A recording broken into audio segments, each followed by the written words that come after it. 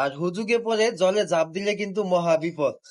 অনেকেই হুজুগে পড়ে জলে ঝাঁপ দিয়েছে দেখেছি। গণ অভ্যুত্থানের পরে বেশ কিছুদিন দ্রব্যমূল্যের দাম নিয়ন্ত্রণে ছিল। সেটা কেন? ভয়ে, আতঙ্কে, সমন্বয়কদের ভয়ে, যেইভাবেই হোক একটা মোটামুটি একটা নিয়ন্ত্রণে ছিল একটা সময়। এই শীতের মৌসুমে সাধারণত প্রত্যেক সময় এটা আসলে কোন সরকার কখন ক্ষমতা এটার উপর নির্ভর করে না। সবসময় এটা আমাদের বাংলাদেশের আবহাওয়াজনিত ব্যাপার। শীত আসলে সবজির দাম কমবে, যেগুলা মানে উৎপাদনমুখী সবজি, এগুলা সবকিছুর দাম মোটামুটি একটা নিয়ন্ত্রণে থাকে। এটা আমরা সবসময় দেখছি। অনেকে এটা ক্রেডিট নেওয়ার চেষ্টা করেছেন। অনেকে ফেসবুকে, ইউটিউব এটা নিয়ে খুব উৎসাহ নিয়ে বলাবলির চেষ্টা করেছেন যে এত সস্তায় তরকারি খাচ্ছেন, এরপর এই সরকার ভালো না, এই সরকারের সমালোচনা করছেন। ভাইয়ারা, আপনারা এখন কোথায়? দয়া করে একটু লেবুর বাজারে খবরটা নিয়ে দেখবেন।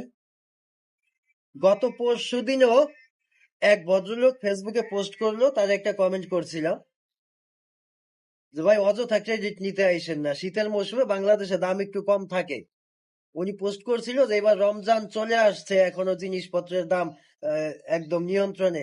গত 4 দিন আগে যেই শশা কিনেছি 30 টাকা কেজি, সেই শশা আজকে আজকে বাজারে কয় টাকা একটু খবরটা নিয়ে দেখবেন। লেবুর হালি 80 টাকা। যারা ফ্রিতে ক্রেডিট নিয়েছেন, দ্রব্যমূল্য দাম কম, এই ক্রেডিটটা যারা নিয়েছেন, এখন দয়া করে কি আপনারা দাম বাড়ার ক্রেডিটটা একটু নেবেন? তাহলে দয়া করে ফেসবুকে একটা পোস্ট করে এটার ক্রেডিটটা একটু নেন যে দামটা আপনি বাড়িয়েছেন। আর কেন বাড়িয়েছেন এটা জাতি জানতে চায়। অযথা ক্রেডিট নিতে আইসেন না। বাংলাদেশে আমরা অনেক ইমানদার লোক, আমাদের ইমান অনেক মজবুত। রমজান মাস আসলে আমরা জিনিসপত্রের দাম বাড়িয়ে দেই। রমজান মাস আসলে যেই ধরনের পণ্যের চাহিদা বেড়ে যায়, আমরা সেই ধরনের পণ্যের উপর দাম বাড়িয়ে দিই। এটা আমাদের একেবারে চারিত্রিকগত বৈশিষ্ট্য। এটা জন্ম জন্মান্তর থেকে চলে আসছে।